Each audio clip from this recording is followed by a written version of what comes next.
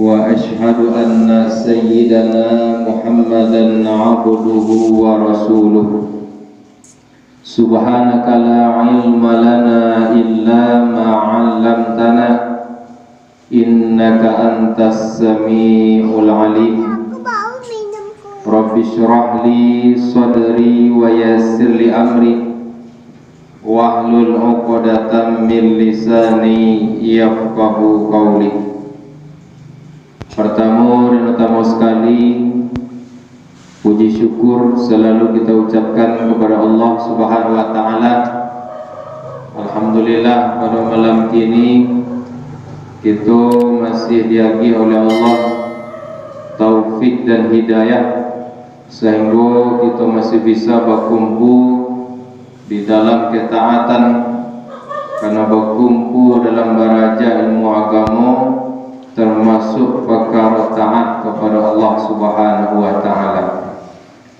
Selanjutnya salawat bering salam selalu kita mohonkan kepada Allah supaya disampaikan kepada baginda Rasulullah sallallahu alaihi wasallam, mudah-mudahan tercurah kepada sahabat, keluarga beliau dan orang-orang yang selalu mengikuti jejak langkah Rasulullah di dalam menyebarkan ajaran Islam. Bapak-bapak, ibu-ibu, hadirin wal hadirat rahimakumullah.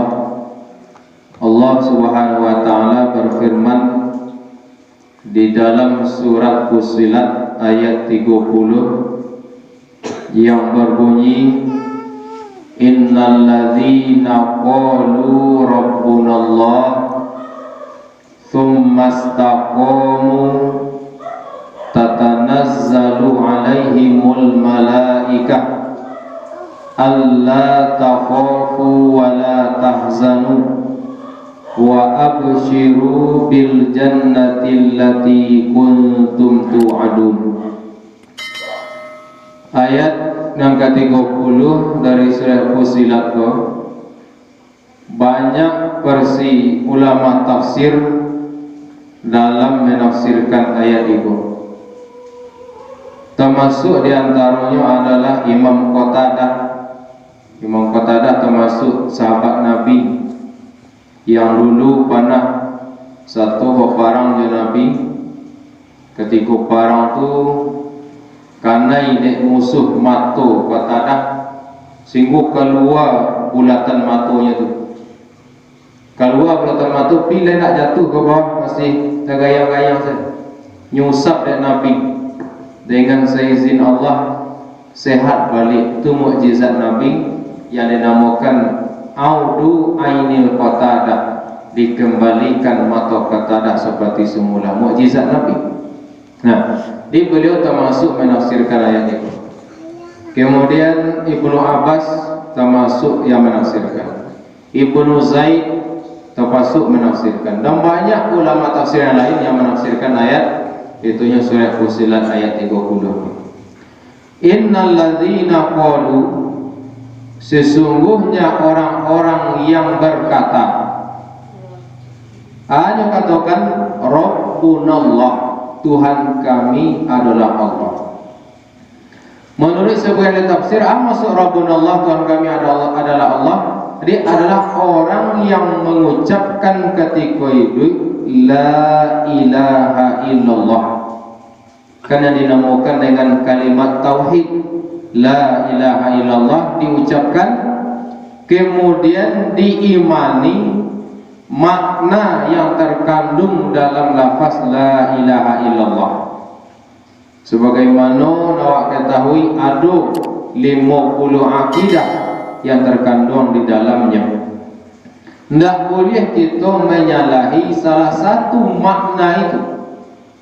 Di kalau orang lain yang baca taruh la ilaha illallah, tapi dari segi maknanya salahi. Nah, kan termasuk yang terkandung di dalam la ilaha illallah adalah sifat mukhalafah lil hawadith. Nyolanya baca la ilaha illallah, tapi nyo menganggap Tuhan itu masih sama dengan makhluk. Itu berarti dari secara tidak langsung nyo menyalahi makna yang terkandung dalam la ilaha illallah. Di kada orang kan berkeyakinan nyo Allah tu batampe di aras.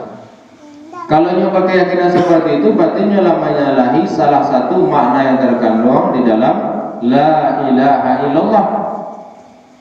Karena yang namanya mukhalafah adalah saling berbeda. Kalau makhluk batampe, kesimpulannya Allah nak batampe itu nombor beda.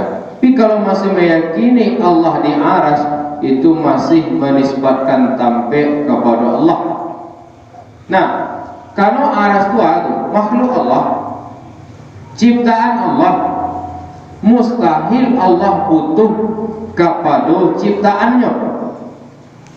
Kalau setiap yang butuh itu lemah, setiap dan lemah tidak berhak menjadi Tuhan. Nah, makanya diucapkan la ilaha illallah dan diyakini maknanya dan tak boleh disalahi salah satu makna yang terkandung dalam la ilaha illallah itu. Nah, kalau lain ketika hidup membaca la ilaha illallah kemudian mengimani makna yang terkandung di situ, summastaqamu, kemudian istiqomah dalam meyakini makna yang ada dalam la ilaha illallah itu. Sampai bila istiqomah? Sampai mati, sampai ajal tiba. Nah, itu menurut salah satu tafsir. Menurut tafsir yang lain, kata istiqamu menurut Imam Qatadah tadi, kata beliau istiqamu ala ta'atillah. Menurut beliau orang yang istiqomah di dalam mentaati Allah, mulai dari umur balik sampai ajal tiba, selalu taat kepada Allah. Kemudian beliau ceritakan oleh Imam Qatadah dulu, yaitunya Sayyidina Hasan. Sayyidina Hasan kan cucu Nabi, Hasan Husain. Jadi Sayyidina Hasan, beliau kalau membaca ayat iko, innal ladzina qalu rabbuna Allah, setiap kali membaca ayat iko, lalu setelah itu berdoa kepada Allah. Doa beliau, Allahumma fa anta rabbuna farzuqnal istiqomah. Jadi kata Sayyidina Hasan, ya Allah, engkau adalah Tuhan kami, maka berikanlah istiqomah itu kepada kami. Dia memohon kepada Allah supaya dia istiqomah baik dalam berakidah, baik dalam beribadah. Karena istiqomah itu kan tak murah. Kau awak umpamanya, dalam contoh lah, beribadah baca Quran, kan payah istiqomah. Kadang baca Quran ketika dalam puasa saya kadang. Nah, kok di dalam puasa itu nak istiqomah, tidaklah mencari kepada banyak biasa ketek, tapi berkekalan. Meskipun dalam sehari kau kat 3 ayat, tapi taruh tadi 3 ayat, besok 3 ayat, besok 3 ayat. Lain masih ada umur. Itu yang nama istiqamah berkekalan. Modal itulah umpamanya awak dalam melaksanakan kewajiban. Umpamanya kan ada orang kan kadang sembahyang, kadang tidak. Itu kan istiqomah menurut. Ketika lewat tadi rasa bayang, ketika tidak bayang lah. Kan tidak istiqomah. Modal itulah awak dalam mengaji adalah istiqomah. Kalau tidak istiqomah, baik sekali, libur kat setahun umpamanya. Mau nak jadi tuan psikol lah. Nah, jadi istiqomah itu tidak murah, tidak seburah membalik telapak tangan. Memang sulit. Dalam istiqomah itulah pasti awak adu melawan hawa nafsu. Pasti melawan. Kemudian mengaji pula. Kalau nafsu macam tak sampai, akan leno tadi lah keraju. Dan leno nak keraju dari pagi, sampai sanjung. Mengapa ngaji le serah kecil nafsu? Nah, kecil ilmu awak miliki payulah. Kalau pai mengaji itu kadang pahalanya. Sehingga Nabi mengatakan kepada Abu Zar, ya Abu Zarrin, wahai Abu Zar, kalau engkau la anta berdua, kalau engkau keluar rumah, fatata'allama baban minal ilmi, engkau pelajari sabab ilmu, satu bab ilmu, khairul laka min an tusalliya al-faraqah, lebih gadang pahalanya daripada mengarajul sembahyang sunat 1000 rakaat. Nah 1000 itu artinya mulai dari kita sembahyang sunat itu baru berjumlah sampai kini nak mandi itu 1000 buat 2 rakaat, kemudian salam, buat 2 rakaat, kemudian salam, dijumlah mungkin sampai pagi belum tentu selesai 1000. Jadi kan 1000 sembahyang tarawih seorang mencari orang.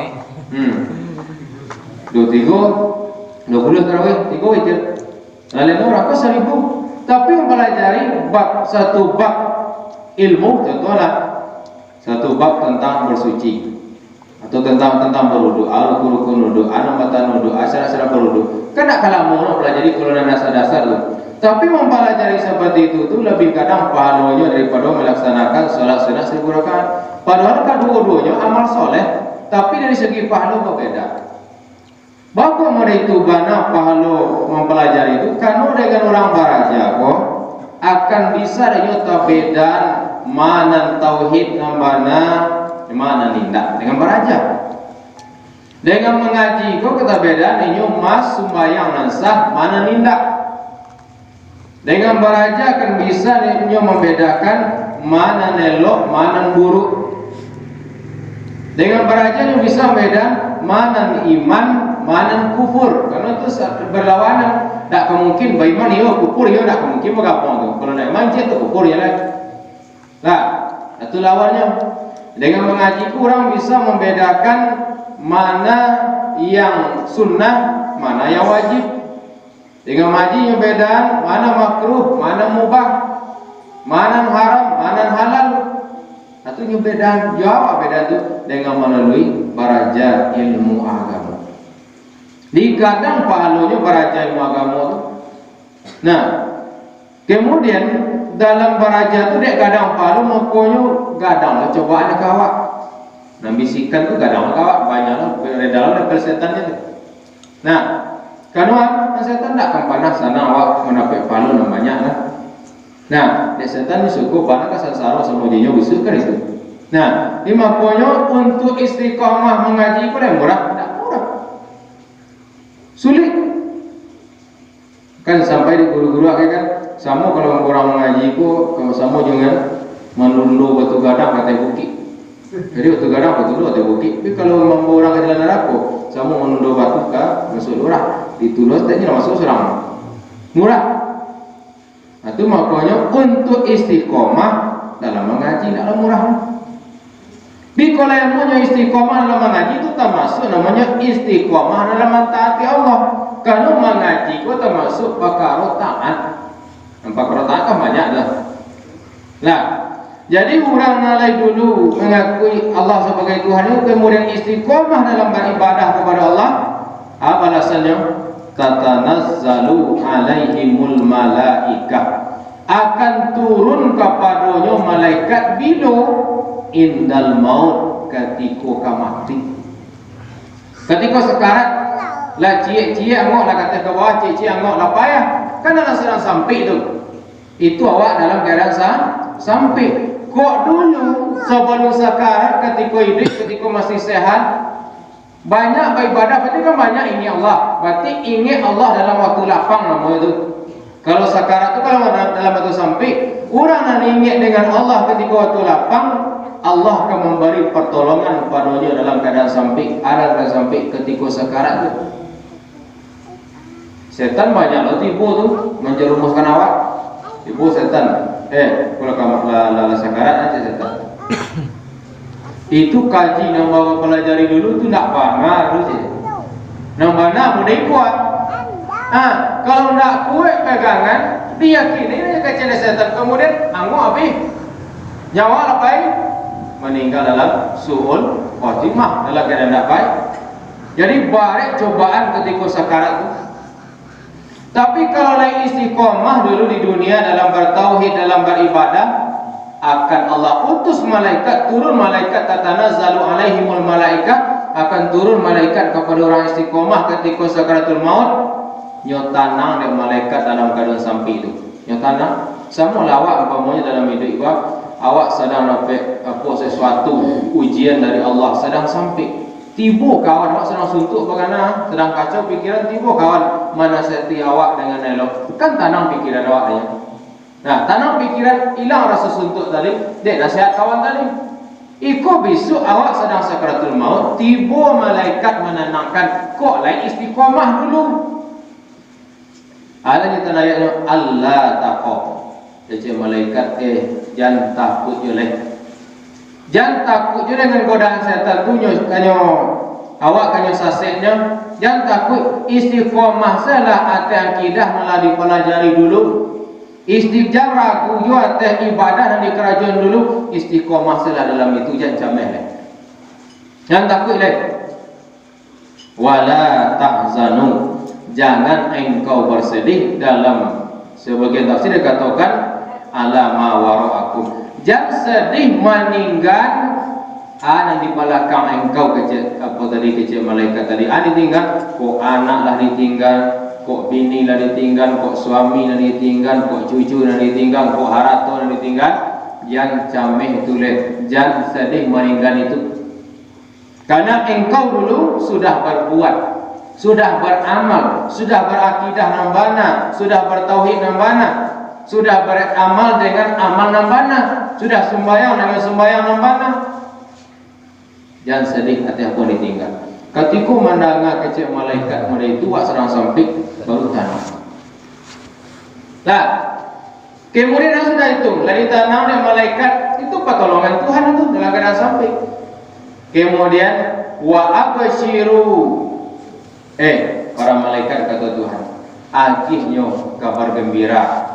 Nyo sarang sakaratul maut anu nyo dulu la istiqomah, agihnya kini kabar gembira. Yo ada ki kabar gembira bil jannah yusaruhu.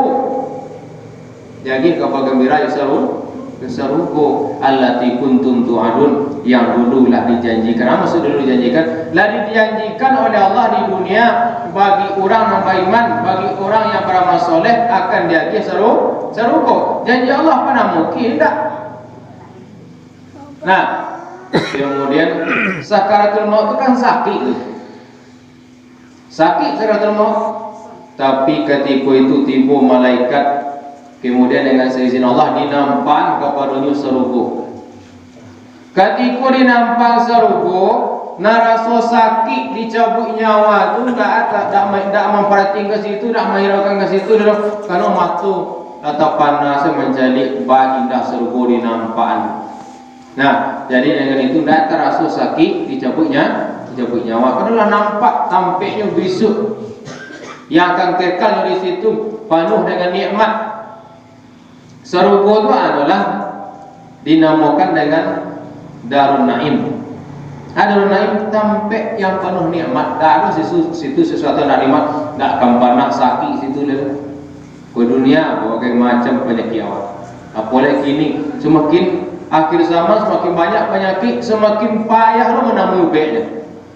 Bukan ada ubek, karena kecil Nabi segala penyakit ada ubeknya. Kecuali mati, kalau mati tidak seru ubek. Nah, tapi bukan ada penyakit, tidak ada ubek, tapi susah orang menemukan. Dalam serugo, tidak kado orang sakit. Dalam serugo, tidak kado orang yang tua. Bukan artinya orang tua meninggal masuk serugo, nah itu dah. Artinya kalau masuk serugo dimudung balik dalam umur 33 tahun. Mode itu malah semakin hari semakin gagah, semakin hari semakin cantik. Di dunia ada orang semakin hari semakin gagah. Nah, jadi semakin hari semakin gagah itu disuruh. Kemudian dijadikan umur 33 tahun dan dijadikan setinggi Nabi Adam, yaitunya 60 hasta.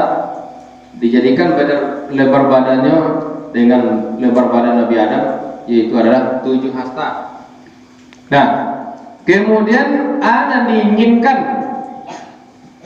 Kau nampak burung sedang terbang, ingin makan burung. Tipu sih burung tu lah masak dengan kau awak. Tak payah lu masak. Kau masak kan leno tu. Pokoknya suruh kau lah, lu nama leno tu. Kau si kau ingin makan, mau masak lalu. Tak balik dulu. Kan leno pengen balik lah leno tu. Tak ada nama leno, nanti ingin dah tipu. Kok buah-buahan nak ingin awak langsung saya malau dah itu gawat itu ambil. Malau surang. Kau nak rambutan pajak lalu, nak duduk lalu. Kan leno tu. Tak ada leno dah serugo, tapi butuh beramal dengan baik-baik. Istiqomah tadi tu nak Tidak susah, dan sulit mengerajuannya. Karena nan sarugo tu hubbat bil makarih adalah dihiasi dengan perkara-perkara nan tidak disesuai dengan nafsu. Nah, mengaji boleh sesuai nafsu? Tidak. Amal itu butuh perlawanan, harus melawan. Nah, jadi mampai ini kalau istiqomah hasilnya disumani. Nah, jadi pokoknya pasti banyak perlawanan. Orang yang bisa melawan itu hawa nafsunya itu, melawannya itu nanti tinggi derajat bisa. Nah, karena kata Allah dalam ayat lain kan, wa amma man khafa maqama rabbih, orang yang takut maqama rabbih, sebagian tafsir mengatakan takut besok akan dihisab pada hari kiamat, takut akan ditanya, kemudian dia persiapkan diri untuk itu karena takut gini. Wa nahan nafsa anil hawa, kemudian nyo cegah nafsunyo anil hawa, kecil hawa. Setiap perkara nanda sesuai juga agama tu hawa. Setiap perkara ndak sesuai juga agama Islam, ndak sesuai juga syariat, itu namanya hawa. Anyo tahan nafsunya dari setiap perkara ndak sesuai juga agama, fa innal jannata hiyal ma'wa, surga sebagai tempat. Jadi untuk mendapatkan surga itu banyak melawan hawa nafsu. Maka sebagian ulama mengatakan man khalafa hawahu yatarakka. Barang siapa yang mau melawan hawa nafsunya yatarakka, tinggi derajatnya. Wa man lam yukhalif hawa. Siapa tidak mau melawan hawa nafsu, hawa ya celaka. Itu kok kecil nafsu nak salah pengaji, kecil nafsu. Dia paturin itu tarik. Nak mau ngaji, itu dah ketipu saya ilmu seorang kada doa. Tidak. Kecuali orang ladu dengan ilmu nan dasar lah yang pelajari ilmu nan dasar, pokok-pokok tentang akidah atau pokok-pokok tentang semuanya. Pokoknya ilmu nan dasar lah kalau yang pelajari menyamalkan. Bisa dengan itu Allah memahamkan kepadanya. Nak paham dulu akhirnya paham. Itu namanya ilmu laduni. Piawa ilmu nan pokok banyaknya namanya tak mungkin timbul saya ilmu laduni. Itu makanya untuk timbul itu baca rohnya ya dengan beraja. Karena kata Nabi, al ilmu bit ta'allum wal fiqhu bit tafaqquh. Ilmu itu akan diperoleh dengan beraja. Wal fiqhu bit tafaqquh, dan pemahaman tentang agama itu adalah dengan beraja, dengan memahami dengan baik. Nah, dengan itu akan diperoleh. Sehingga seorang penyair mengatakan la yunadul ilmu bi ghairi darsin hatta yasibal ghurabu. Tidak akan diperoleh ilmu itu tanpa belajar sampai putih burung gagak. Burung gagak ada kamu putihnya, tidak ke putih. Sebagaimana burung gagak tidak ke putih, model itu tidak akan sampai ilmu kepada awak kecuali dengan beraja. Dengan beraja. Untuk beraja itu harus meluangkan waktu.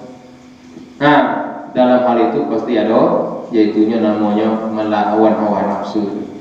Nah, kalau tidak mau beraja, kemudian lama-lama semakin tidak tahu agama. Nah, semakin tidak tahu agama itu otomatis nan banyak wak kerajon lah kajaleh saya tidak sesuai agama. Awak mau ku anak awak kerajon juga nafsu deh. Ku nak awak kerajon saudara. Padahal dicari syariat tidak sesuai dah, dapat tantangan. Ya tapi dia awak tadi maleh beraja, akhirnya tu tidak tahu dengan ilmu leh. Tidak tahu dengan ilmu, banyak perkara yang dilakukan yang tidak sesuai dengan syariat itu. Itu namanya tidak sesuai dengan ayat tadi, berarti bukan nahan nafsa anil hawa itu namanya ittaba'an nafsa. Jadi mengikuti nafsu dengan perkara yang tidak sesuai dengan syariat. Anak pada itu kan celaka. Dia awak mudah-mudahan dijadikan gitu oleh Allah, hendaknya orang istiqomah dalam berakidah sampai bila? Sampai ajal tiba. Jadi untuk bisa istiqomah lah pasti ada awak merasa leno lah pasti. Memang ngaji pada ikut bapak leno kan? Leno. Nah nama awak bakarajo yang kata badan lah pasti leno. Tapi bosan tidak boleh. Kok leno lah pasti kan. Nah, maka ulama mengatakan at-ta'abu fil khairi rahatun fil akhirah, yaitu baleno-leno dalam melaksanakan kebaikan di dunia. Kau kan kebaikan, sembahyang jamaah kebaikan, beraja kebaikan, baca Quran kebaikan. Amu baleno-leno artinya awak sedang leno baca, awak sedang setelah sibuk tadi kerja kemudian beramal beribadah, kau sedang leno. Lai amu baleno-leno dalam mengajar kebaikan, balasannya rahatun fil akhirah, ketenangan di akhirat. Nah, ketenangan di akhirat. Tapi kalau tidak mau baleno-leno gini, berarti kan ingin leno besok. Nah, mana kira-kira? Nah, kok leno di dunia nak kasalamu sampai ajal tipu. Tapi kok leno di akhirat, kok na leno nan panjang nape itu na dak hati, atu na nawak berlindung kepada Allah jangan sampai mau itu. Nah, jadi mudah-mudahan Allah menjadikan kita istiqomah dalam berakidah, istiqomah dalam beribadah. Kok lain model itu dalam hidup di dunia, dia pertolongan oleh Allah besok ketika sakaratul maut. Kok lain model itu dia kira pertolongan di alam kubur. Alam kubur itu kan sampai kuburan sepanjang awak, selebar badan awak ada itu kubur. Penyukur dia orang sebelum masuk awak. Nah, kubur itu sekarang tu. Tapi kalau dulu istiqomah, dulu taat beribadah, istiqomah dalam akidah, istiqomah dalam beribadah, maka diagi oleh Allah nikmat kubur sehingga mencari kuburannya sejauh mata memandang. Di dunia aku barak jauh pandangan mata awak. Amun itu yang mencari kuburan sana tidak sana. Tapi kalau orang nak nomor itu nak diagi nikmat kubur, berarti azab nak diagi sehingga sampai di kuburan tu, sehingga bersilang tulang rusuk nang kanan lah ke kiri, nang kiri lah ke kanan tulang rusuk. Asal buat diagi azab kubur oleh Allah Subhanahu Wa Taala. Nah, kalau istiqomah di dunia, diagi nikmat kubur oleh Allah. Di antaranya dipacalin sarugo. Orang dalam kubur tu masuk sarugo, orang masuk sarugo, besoklah selesai hisab, dah terjadi hari pembangkitan, dah dihisab lah besok baru selesai. Dan kini dah masuk sarugo kini masih di dalam alam kubur. Nah, jadi kalau orang hantar basuh menapainya mak kubur itu disebabkan istiqomah di dunia, dipacalin kepadanya sarugo. Sedang ketika sakarat, tamu sana pun dalam barzakh dicari lo sarugo tu. Tak tamu sana hati. Jangankan murid itu orang saja di dunia melamar kepada suatu pekerjaan. Lah diterima, belum masuk lagi ni dah. Besok ke masuk tu dicari apa dah cari sampai kerja lu orang. Kira kah sampai kerja je dah tamu sana hati dah. Apalagi kau tampek yang penuh nikmat, nikmatnya tidak habis-habisnya kekekalan, bahkan sana hati.